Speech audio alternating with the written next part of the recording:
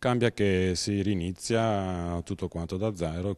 Il primo effetto è quello che maggiormente preoccupa i 10.000 risparmiatori messi in ginocchio dal crack di Veneto Banca. Si ricomincia da capo e si ricomincia a Treviso. Il processo passa nel territorio dove il dissesto ha creato un esercito di vittime.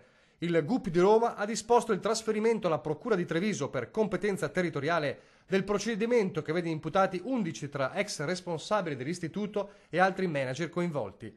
Tra i nomi più noti l'ex AD dell'Istituto di Credito Vincenzo Consoli, l'ex presidente Flavio Trinca, Stefano Bertolo, responsabile della Direzione Centrale Amministrazione dal 2008 al 2014, Flavio Marcolin, ex responsabile degli affari societari e legali, Pietro Dagui, un lungo periodo al vertice di Banca Intermobiliare, Gian Claudio Giovannone, titolare della Mava SS, Mosè Fagiani, responsabile commerciale dal 2010 a dicembre 2014 e Massimo Lembo, all'epoca capo della direzione Compliance.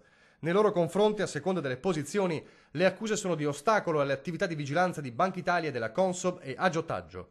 Il GUP Lorenzo Ferri ha accolto una eccezione presentata dalle difese, dichiarando la propria incompetenza territoriale e ha ordinato la trasmissione del fascicolo alla Procura trevigiana. Quindi veramente i tempi della prescrizione probabilmente arriveranno quasi sicuramente. Lo spettro è proprio questo, dati i tempi della giustizia. In un sistema che trasversalmente non funziona, esserci affidati all'unica strada della giurisdizionale, diciamo, forse non è stata proprio una scelta opportuna. Io sono stato sempre del pensiero che qui la cosa o si risolveva fuori dai tribunali, cioè con una mediazione, con una transazione con le banche, oppure dal momento in cui le banche non ci sono più, lo Stato tramite il fondo si doveva far carico di risolvere questa questione. Già, il fondo, quello che il governo ha disposto ma che deve essere erogato, in attesa di capire cosa accadrà dal procedimento giudiziario, armandosi di pazienza, le risposte più celeri potrebbero arrivare paradossalmente dalla politica, condizionale, d'obbligo.